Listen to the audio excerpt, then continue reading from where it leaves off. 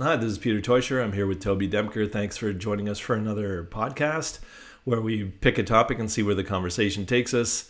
We cover topics around personal development and some professional development and all kinds of related topics, even a little bit of philosophy. So how are you doing today, Toby? It's been a long time since we talked.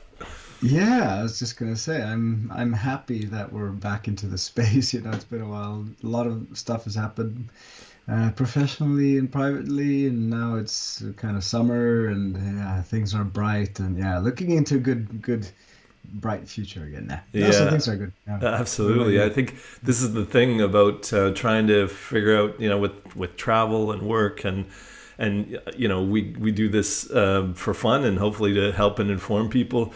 So, but sometimes it's hard to find the time, right? So, which is perfect for our topic today. You've got a topic for us.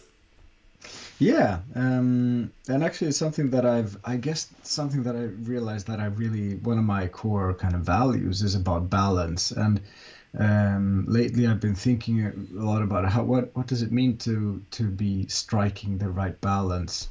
And it's come across in a lot of different kind of conversations and a lot of contexts. And I mentioned it to a colleague the other day, and she was like, "Yeah, that's funny. I've been thinking about this the whole year as well. It's been kind of my theme." And then we continue to talk about it. So it's on the top of my mind. And I think, so if I back up, I mean, for me, it's been always been really important to have to have a balance, of course, when it comes to what's, and it's interesting that you can bring so many different parameters into it. So what is it that you balance, and to finding the weight of things. But I really enjoy to, I mean, I enjoy having fun, but having too much fun is not good. I like the challenges and trying new things, but if it's too much of a challenge, it's not fun. And I mean, yesterday I was watching my son playing tennis, and I was thinking, that you have to find that balance of being aggressive, but not too aggressive, and then being defensive, but not too defensive. So it's in so many parameters of life, and whatever you sort of indulge in or that you experience, striking that balance it's a really important mindset to think about what is a feasible, or what is a healthy balance in this case. That I mean, I like running, for instance, and I can take that to one extreme, but then I also like whining and dining. That's also part of having that balance, a healthy balance, having fun, but not too fast. So it's in so many parameters of life. So there's something that I'd like to explore and talk about, and maybe we can find some ways of how we can. I think it's very much about thinking about your balance and keeping that in, not on the top of your mind, but maybe on the back side of your mind. So it's Yeah. supporting you in what you're initiating. No, I think a general awareness of, are you keeping things in balance in your life? And for me, well, it strikes a chord with me because I know, for a lot of years, I worked a ton and didn't really have a Mm, private life. But it's also the fact that people come, we do workshops and we coach people in the business environment, and everybody struggles with what they call, work-life balance. And I think that's maybe the mm, first point I want to address, because it's interesting. I've heard this said a few times, or I think there's one particular speaker I heard talk about, there's no work-life balance because it's all part of life. Work is part of your life. It's life mm. balance, right? So, Yeah. so I think, talking about it in terms of there's just this, that there's just binary choice between work and life, Mm, and that's not the case. It's work is one component, and for me, work is multifaceted. mm, From writing to training to coaching to the consulting that I do and so on. And then people who have a family. For me, I've got kind of a new family life because my girlfriend and her daughter moved into my house. But that I think in itself, having kids in your life reminds mm, you that to strike some balance. So, but yeah, I think for a lot of years, I was well, I went through a divorce, and that brings with it financial strain, and then from emotional perspective and from fears, worries, you have your different ways of coping, and I poured myself into work, and I got my coaching certification during that time, so I worked and studied and was doing a lot of different things. But then after a given time, you start to feel the wear, and you start to sense the imbalance. You feel things like some of the signs of imbalance. I think maybe is a good place we can start, because I think when you find yourself easily frustrated, when you find yourself not sleeping well, when you find yourself getting easily stressed, all of those things are a sign that something's not in balance. Because when you are in balance and when you do all the right things to take care of yourself, your health, your mental and physical health, and you have enough downtime, you become very resilient. And from a health perspective, you go through, when people go through these phases where I keep getting sick, that's some good feedback that you're not balancing things right. You're probably not getting enough sleep, or you're not taking enough care of your nutrition, and so on. So finding, striking that balance between all the different things. And the other side is true as well. If you feel that life is all about leisure, you can relax a lot too much, right? You can relax too much and become a couch potato, or indulge too much. People who live the business lifestyle where they have an expense account and they're out every night for with wine and dinner and so on. That too, and I had that years ago. This is when I moved to stop. I stopped eating meat.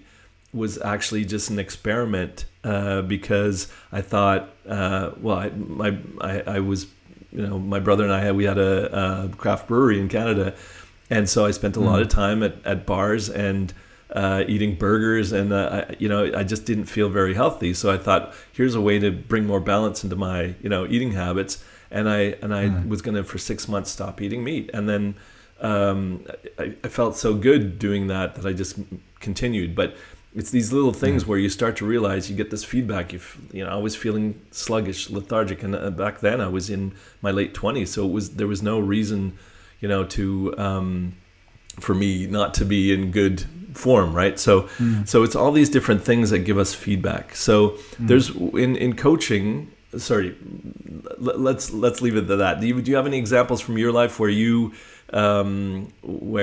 have found, wow, I really feel like my life's not in balance? I think that happens very often. And I think to that point, I think it's really important to mention that, when we're talking about striking the balance, personally, I don't think it's possible to have that as a constant, that you're always in that perfect balance. So it's really, I think that the really important part of this is to sense and realize when you are not really in balance, and then think about, well, what is happening here? And that can be, as you say, that you're working too much, and what might be a healthy kind of balance for me might not be a very healthy balance for you. I mean, I know people that they feel like they need to work a lot, maybe because they have a different kind of sense of responsibility, or a different realm of responsibility that they're accountable for. And then, of course, you might have to work a lot more and take other things into account. But it's that it's an individual perception of, well, how are you feeling and what do you need? And I think it's the ability, that striking the balance, it's really the ability to sense that, and then to plan and adjust so you're doing well. But it's also, I mean, I do agree that the first thing that kind of comes to mind is work-life balance, because that's something everybody is talking about. And personally, I think that's a little bit troublesome, that it's so important and we're searching for that work-life balance, because it's so much bigger than that. I mean, you can find, just thinking about, if you're thinking about the parameters of having fun and being serious and professional at your workplace, what does that look like? Like, could it be healthy to have a little bit more fun at your workplace, or allow for another kind of atmosphere? How you're conducting your meetings, or having your conversations. Can you do a walk and talk, or do you have to sit at the desk and wear a tie? And it's not about what's right or wrong. It's about striking um, a balance and a sense or a perception of well-being. And now we can feel like we're in the middle of things, and we can feel that we're relaxed yet focused, and that's also actually saying that that's also a part of the balance, like your sense of focus and your sense of relaxation. Where is that going? So there's so many parameters that you can just sort of check into once in a while. So that work-life balance, that's a very overall kind of theme, I guess. But then there are small elements that you can just check into once in a while. Yeah, I think this thing that you've got to choose between work and life, I think, is it's a false choice, because, like you say, work can be fun. There, you can incorporate a lot of fun into your work, and if you really love what you do, and so work takes up most of your time, as long as you're loving it, enjoying it, and it's this is why for me happiness is this kind of feedback for how well balanced is your life, how are you achieving your potential, are you getting everything you need out of it. And I think this sense of happiness is a good feedback for that, because but I not in the kind of traditional sense where it's either I'm happy or I'm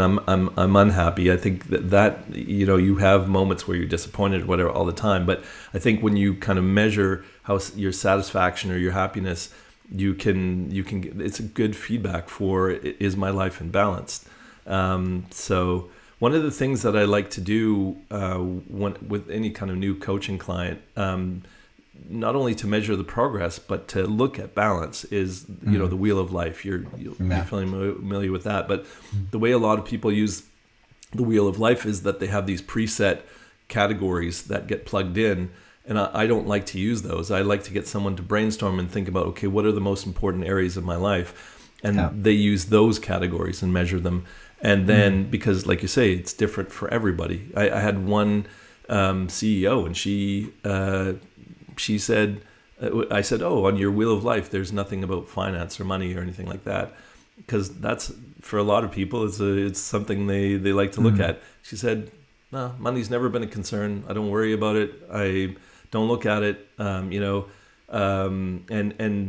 so for her, that was not a thing that she wanted to measure or consider. It wasn't part of her life and balance, and if she had less, she could be happy. If she had more, she could be happy. And I think that's really important, to recognize the things that are the factors in your life that you're trying to balance out, right? So there's the fun factor, there's your relationships, there's your health, there's whatever spiritual practices. For me, when I recognize that if I go for a stretch without meditating, I could really feel it in how well balanced I feel, or how well I'm able to handle challenging situations or whatever. So everybody has their different components, and work is just one of those. So if most times the wheel of life is kind of got these 8 categories, sometimes it's 10, and so work is just one of those, work and career, right? So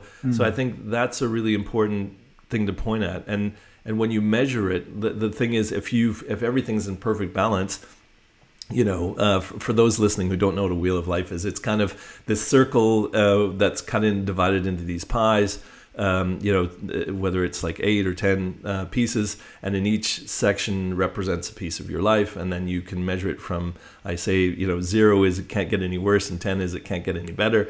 And then the thing is, when you plot the dots in those different pieces of the pie, if you can draw another circle within the circle, they're all at the same level, then you're in pretty good balance.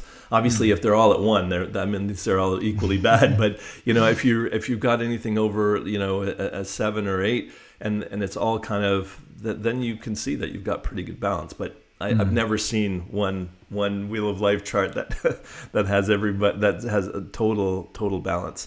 But me neither. So having an awareness is great, but finding a tool like that to even measure, where you're at in your life, or at least from your perception, it's self-evaluation. And then when you are sensing this kind of things are something's wrong, something just doesn't feel right, that's a great time to reflect and think about, okay, what's out of balance here. I think the fact that you brought up this topic is great, because people look for, okay, what's wrong in my life, but thinking systemically, it's what's out of balance, right? What's the part of the system that's kind of out of balance, out of whack? So I think that's a great perspective to look at it from. And it's, I think it's, I mean, we can't, as I said, it's not a constant, so we can't be in the perfect balance all the time.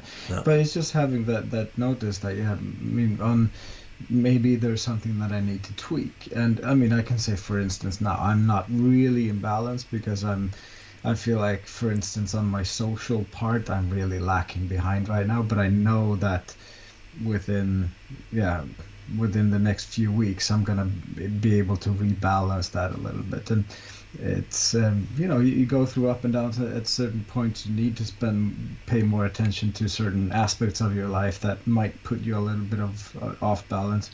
But if that's constant and you're always doing that, and you're always like, oh, I have to work overtime every single day, that's not going to be sustainable. So to have that awareness about stuff.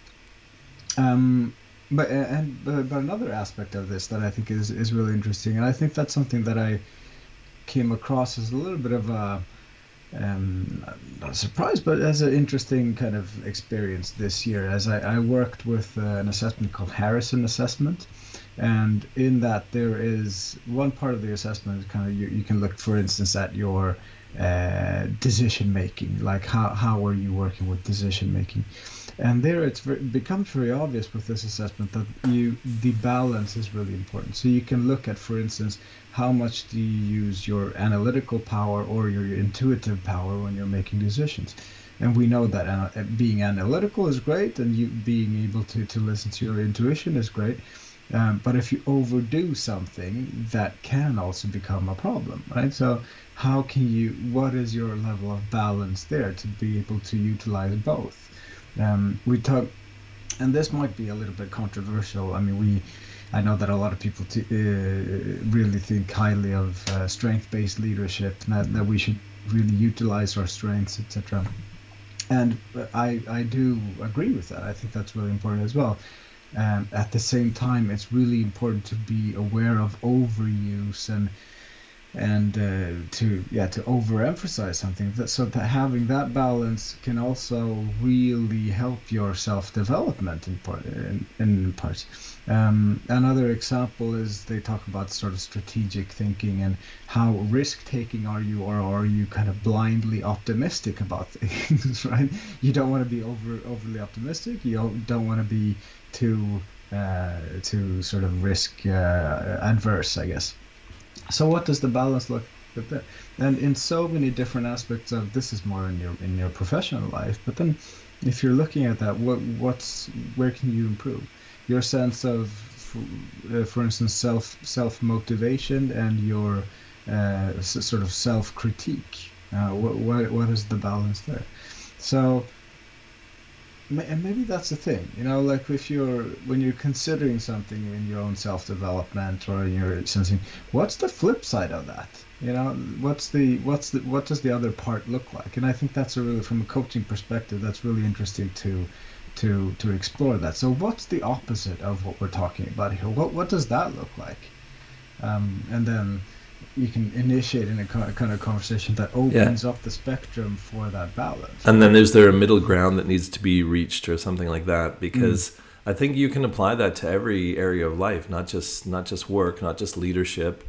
You see people that get on these when it comes to health and nutrition, they get on these fads and they focus so heavily on one thing, and to their detriment, because your body needs balance. Every system needs balance, and then you get that feedback when it comes out of balance. But emotionally, or when we I look at when I think this has come up before, but when people, how they inform themselves. If they only have one source of news or information, and how balanced is their worldview going to be, right? So I like to talk to people who have a contrary opinion to me, because we can have the contractor that was doing some work on my house. We got into this discussion about geopolitics, and interesting, to have that conversation, and he had in some aspects a different point of view to me, and it was really good to challenge, some of the assumptions that I've made, because we do make assumptions, and when we really want something to be true, then we have motivated reasoning, right? So Kahneman talks about all this, and so I think it's important to have balance in your worldview, in your health, in the way you lead and operate, in the way you can have certain core values, right? And even there, I think it's important to have some balance, right? To make sure that you're just not so one-sided. If you're too safe and security focused, then you'll never get out of your comfort zone and really grow and expand your experience. So I think that you can apply it to every area of life, and so whenever you take things to extremes, it can affect your health, your mental well-being, the quality of your life. So it's having that awareness is super important. And again, I don't think it's just a aware area of work or business. It's all encompassing. Yeah, it's kind of what you're saying is. I just got this picture that gray is good, we always the gray zone. Talk so much about black and white, and for some, at least I have the impression that a lot of people think that gray is not good, because then you're not taking a standpoint that is not clear, etc. But I don't agree. I think gray is good. Like the less black and white things are, that's maybe a sense of healthy thinking, or the complexity of things, and that we're open to different options, and trying to, well, more balanced, I guess. Yeah. Well, you can be clear and well defined, as long as that's not always the constant, right? So it's like, this is the one right way to do things, but what are you overlooking because you're not trying different things? So I think you can be clear and well defined about things, but no, that's not the one size fits all solution. It's not this doesn't apply to every situation always, right? So people develop this philosophy, and they think they can apply it anywhere. And life needs nuance, right? So so I think that's an element of that, striking that balance, is finding the nuance, finding the areas where you need to make adjustments, because this works here really well, but over here I want to go. Imagine if you were at home the way you were at work, or for like a manager who leads a team, and let's say you were in someone in the military, right? And then you ran your family like the military, and there are people who do that. And is that the best way? I don't know. Maybe it works, maybe it doesn't. But I don't think the military approach, I'm certain, has its upsides. But what about the warmth and caring, and that because I think there's a lot of trust that gets built when I listen to someone like Simon Sinek, who's done a lot of work within the military. He talks a lot about this bonding and trust that you have for each other within the, you put your life in each other's hands. But I think it's a different kind of trust. It's kind of vulnerability within the family, or with close friends or relationships, right? So trying to apply one thing that fits in one area, it's, again, feel like I'm repeating myself here, but I think that's an important thing to be aware of. Yeah, of course. Yeah, and I actually think that the military, or lost a lot of, at least a lot of militaries around the world, has come very far in their leadership development and in their research, for sure. I mean, at least in Sweden, I think that the military is they are very far ahead when it comes to leadership development and leadership research. So, but I know what you mean. Like the traditional sort of stance of what a military style leadership look like, that would not be something that I would like to have in my family environment. Yeah. Well, the thing is, I've never done any military service in Canada. It's not it's not mandatory. And but I did grow up with a father who came from the military, and I'm not sure how much of it really was the military or his own style, but that had its pros and cons as well. But yeah, I think it's the right situation for the right environment. Yeah. So yeah, what else do we need to know about striking a balance? Yeah, but I think that the key question is really then, so what do we need to do, or what kind of questions do we need to ask ourselves to be able to strike the balance, right? Yeah. Because it's one thing to be, I mean, you can utilize the wheel of life, for example, to look at the balance from a holistic view on your whole life situation. But what does it take to sort of take those pauses and look at, okay, am I in balance, and what do I need to adjust? And I think to that point that you just made about the black and white, I mean, I'm happy that you said that. We can be very clear about our values or about a certain point of view, but then with that clarity in mind, still be able to ask yourself, what is it that I don't know here, or what is it that what could the opposite be, right? So I'm curious to explore those kind of questions, like and also and always, not always, but I think a good question to start with is, what's the flip side of this? What does the opposite say? And just by opening that perspective, that opens up that, well, the gray area then, if we call it that. Yeah. But the space between where there might be a balance, right? Yeah, I think this is an exercise you do when you start to question your assumptions about things. In the business world, you make a plan, you are clear on the assumptions you've made, and when the outcome's not what you want, then you go back and look at which assumptions need correction. But I think there's a lot of ways to do this. I mean, I mentioned the wheel of life, but when you're looking at your health, or you're getting a general checkup, they do some blood work, right? They look at different indicators on your health, and so what are the health indicators for your life? And I think you can do a sort of inventory, right? And the same way if you've got a warehouse or a store, and you see how, if you've got enough of everything, right?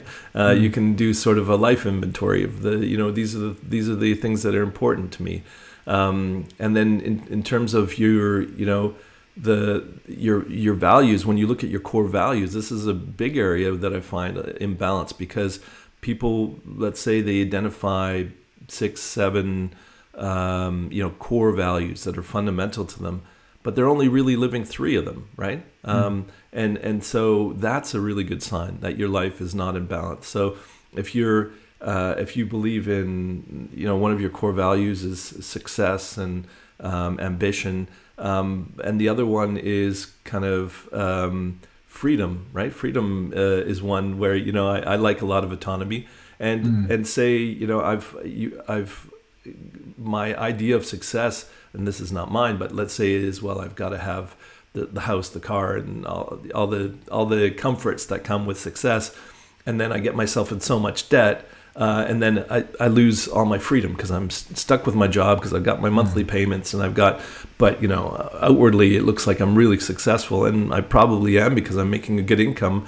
But if I don't have the freedom, if I find I don't like what I'm doing anymore, I want to make a change, but there's too much risk, because I'll lose it all if I, so it's that's just one banal kind of example, but there's a lot of different ways where we kind of get so focused on, the one set of core values, but neglect these other ones. And that is where I find a lot of people who are, wondering, why am I unhappy? I've checked all of these boxes, but I'm not happy. Well, maybe it's because, you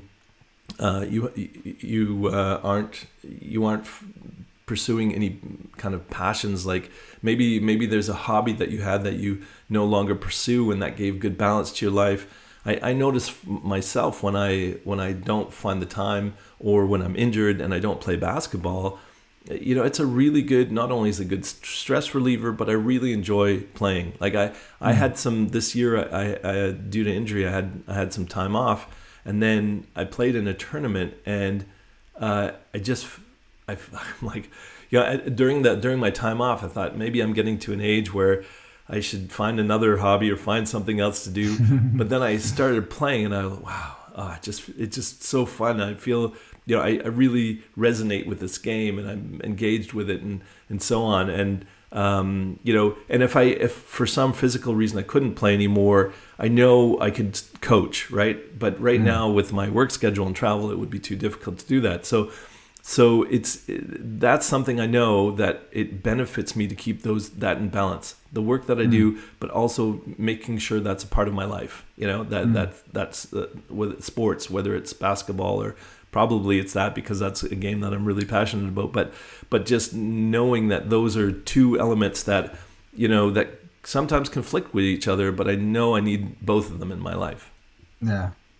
Yeah, I think that's interesting to thinking about what it has to do with your source of energy. Where does it come from, and what drains you, right? So to be able to identify that as well. What is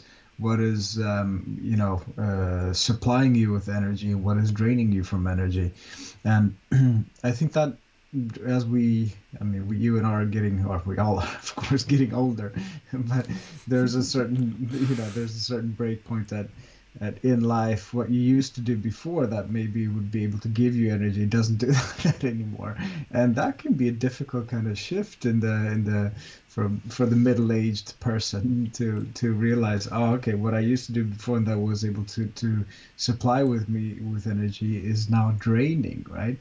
And then maybe we have to do some shifts there, and I think that can be a really difficult sort of transition to manage for a lot of middle-aged persons, and I'm one of them, But I need to pay more attention to, what is supplying me with energy, and what's draining, and making some shifts there. Because to have that kind of realization of when do you feel like really energized and really good about things, and do more of that. I mean, I think it's really, okay, an example. I meet a lot of people that do sort of like detoxes and stuff like that, and it's so typical, like around New Year's. Okay, now I'm gonna have a sober month, or I'm gonna have a detox or whatever. And as soon as that over, okay, now we can retox, right? Get back into that. It's like obvious, we know that's not sustainable, and there's a multitude of science reports that are telling you that that's actually detrimental and actually leads to worse results. Exactly. So what is a balanced approach in that from that point of view? What is something that you could do? Maybe a smaller adjustment that you can keep not for a month, but for the rest of your. I mean, with your vegetarian shift there, as an example. But that's the thing. I find, we all know people who, there's a wedding coming or whatever, and then they go on this crash diet, right? But the rest of the time they don't think about what they eat, and they're not healthy. So if you found more balance in the way you eat, you wouldn't have to continue to go on these diets to lose weight or feel healthier, or just any of these things. Just like your example with the got to detox because I'm toxifying the rest of the year.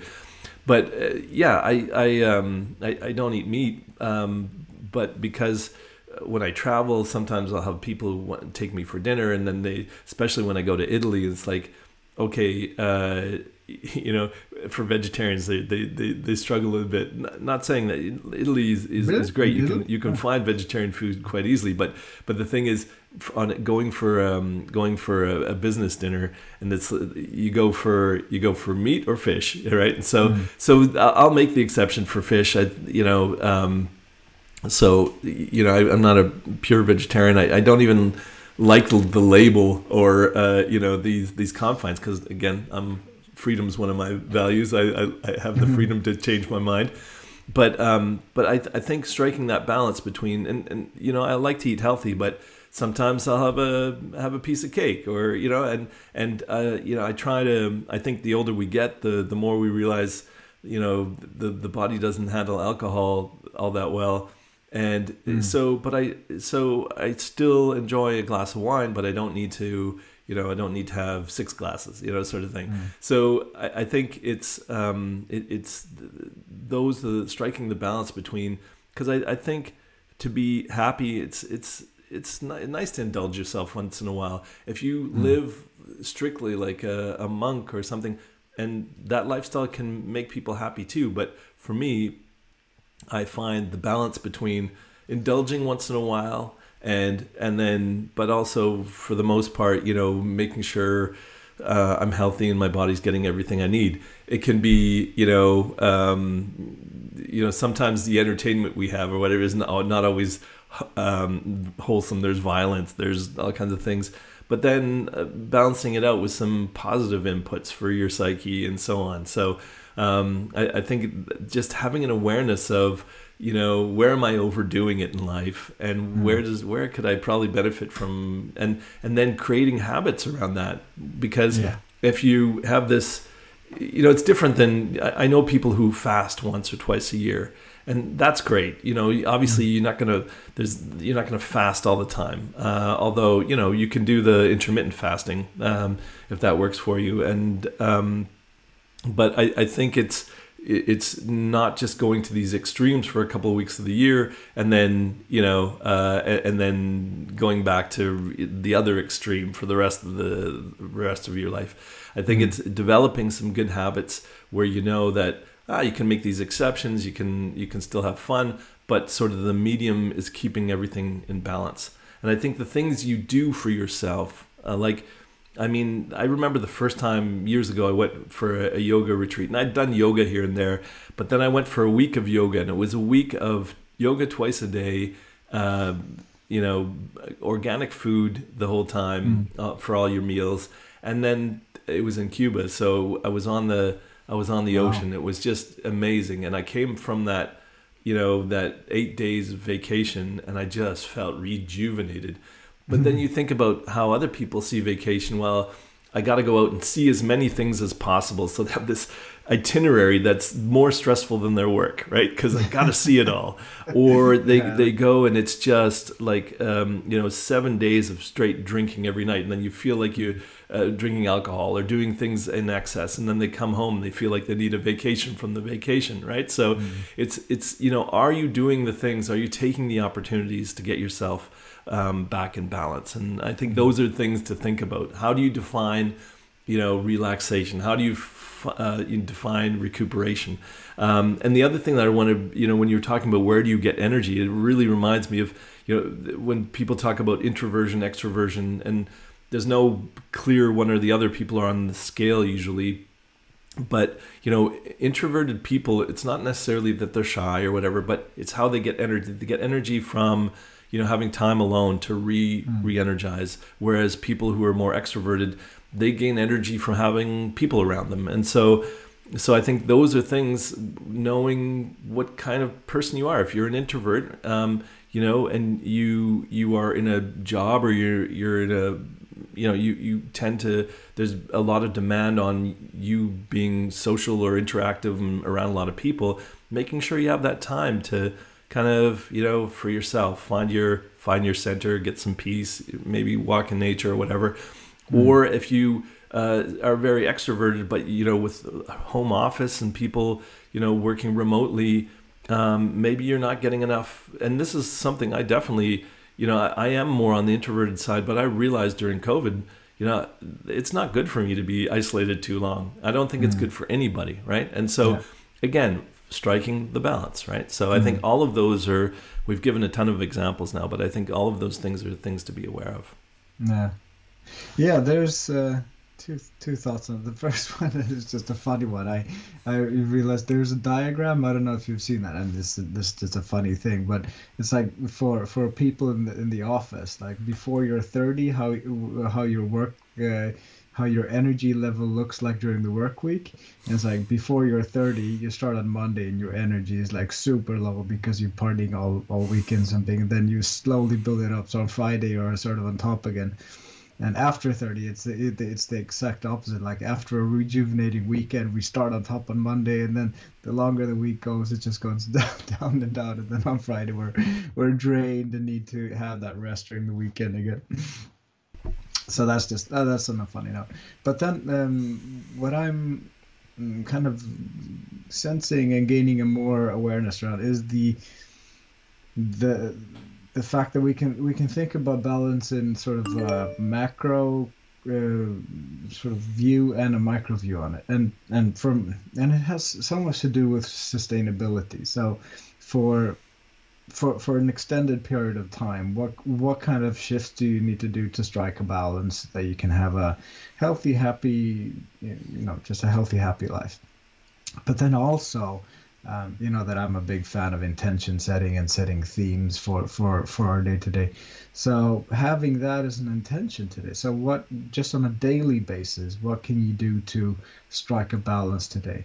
If you're having a really busy schedule, what can you do to, put in some pauses that you can have a good balance? Or if it's, what else could it be? If you're, what is gonna, in terms of energy, what's gonna supply or drain you from energy during the day? What can you do there?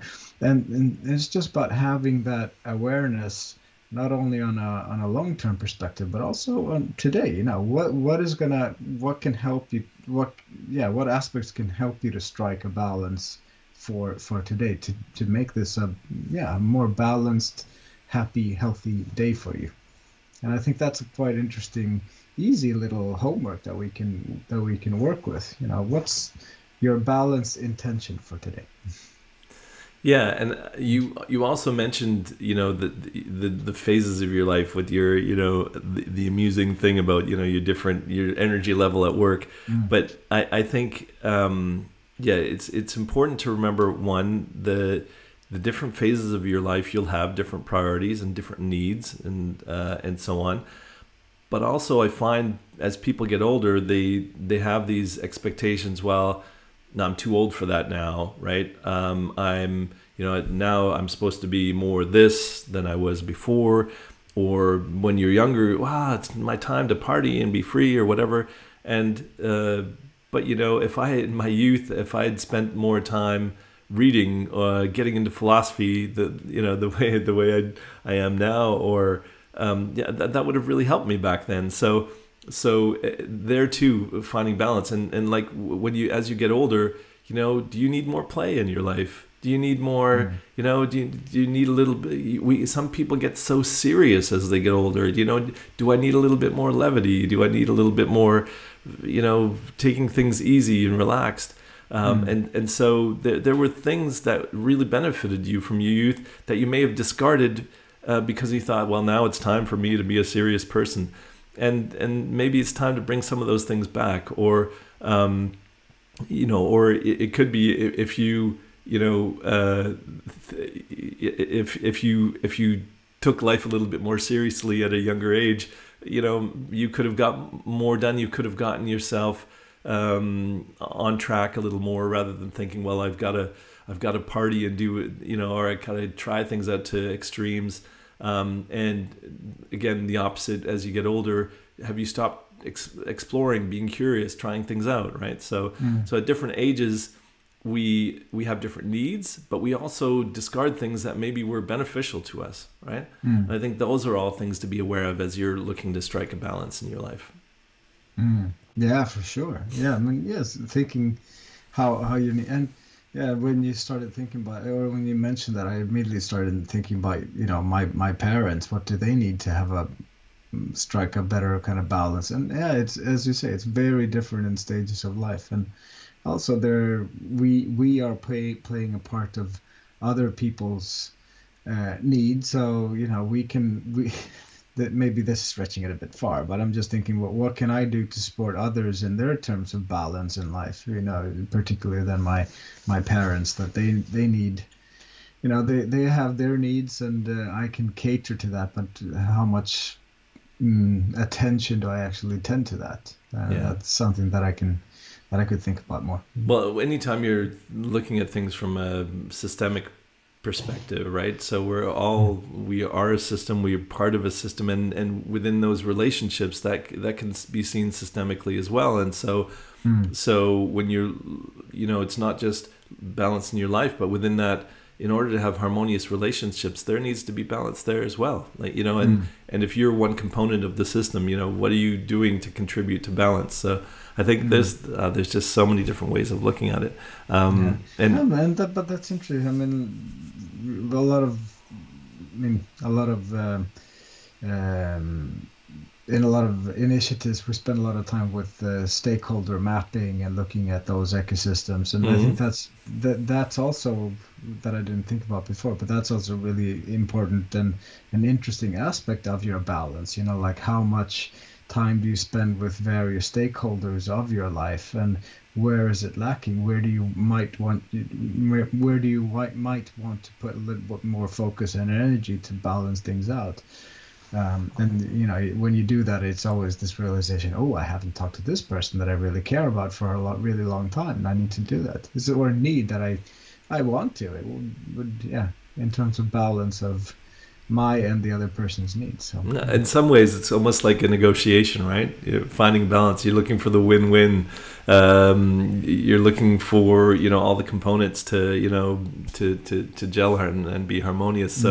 So it's kind of a negotiation with life almost, Yeah, can be. But I say putting it that way, for me, it all of a sudden seems very heavy and serious. And that's it. I want to treat it as something that is natural and easy, and an easy question to ask yourself, and then to make small adjustments, because it's not, perhaps if we realize that we need these really big adjustments, maybe then you need help with from a coach or from a therapist or something, because if you realize that you're really imbalanced. But if it's the minor things, then how can you help yourself? What questions can you ask yourself? What small adjustments can you do, maybe on a day-to-day basis or on a more lengthy basis? But it's just the question is so intriguing, and as I want to go back to that, what I started to say, what if you go for a run,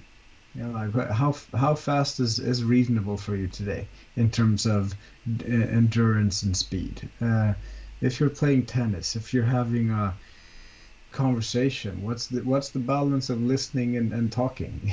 There's in any kind of situation, there is a dichotomy, and there is a space between, and there will be an interesting question about balance to ask yourself right there. And I just think having that awareness is super, super important and really, really interesting. Yeah. And, all of those things are negotiations. It doesn't have to be a serious thing, but you negotiate with yourself all the time and with other people, even if you don't call it that, you don't recognize it. And I think that's all in the process of trying to get a little more of what you want and give them what they want, and striking a balance within those relationships. So, there's a lot of that going on. I think the thing about it is we're seeking that balance, I think, a lot of times without knowing it, unconsciously. For sure. And then it's just when we get too focused on one area that I think something else ends up losing or being neglected. So recognizing that and making sure that your awareness is such that you can bring it back into balance. And I think that's one of the keys to happiness, is finding more balance in your life, right? Success as well. You'll be more successful if you have a life that's in balance. So good. Well, does that sounds like a good place to maybe wrap it up? I guess so. Yeah, I think that this was really interesting. So it gave me a lot to think about as well, because it's always so funny when people they know that you're a coach, and then they see you kind of, I don't know, get frustrated, lose your cool. It's like, oh, really? They just assume that you're always kind of balanced and very calm. And look, I have my highs and lows, and I can give people advice. I don't always take it myself, although I know that it would benefit me to do so. So yeah, it's given me some good reminders of, okay, where do I want more balance? So great, thanks for that one. What are you gonna do to have a balanced day today? Well, look, I've today. Well, I started the day already doing some yoga, so that's good. Yoga meditation is a great way to start. I've got a good list of. I did my planning. Planning is a great way to find balance. So I have a plan for the day. And look, this week's it's a great week for me because on Wednesday I go on vacation. I'm finding the work-life balance there, even though I don't like that term. But yeah, so and the thing is, since having lived alone for a long time, now 6 months into having a partner I'm living with, and also her child, it kind of, well, they bring a lot of balance into my life, naturally. And you commit time to things that you wouldn't have before.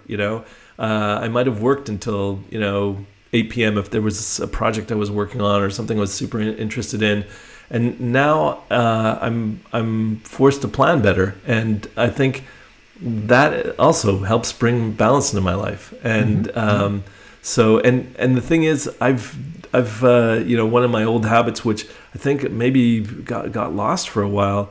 But just I find a lot more moments to be grateful, and having a gratitude practice, and that also is a reminder of what's out of balance. What am I recognizing that has a lot of value? What am I recognizing that fulfills my life and brings it in balance? And I think those are all things. And sorry, it's a long-winded answer to your question, but so it's a good confirmation that I already do a lot of things to keep myself in balance, and you can always do more. So. Yeah. But today I've gotten things off to a good start. I've had the conversation with you. I did my yoga and meditation. I'm off to a good start. I have a plan for the day. Not every day works as well as this, but today's I'm on a good on track to have a good one. Yeah, sweet. Yeah, that's great. Yeah. Awesome. Okay, well, look, Toby, thanks for another great conversation. Thanks to our listeners for listening in. I sometimes forget that people listen to us. But I hope we've been able to provide a few tips, insights, inspiration to help you bring your life into more balance. So we'll leave it there, and look forward to speaking to you again soon. Thanks, Toby. Have a great day. I'll talk to you very soon as well. Yeah, sure. Yeah.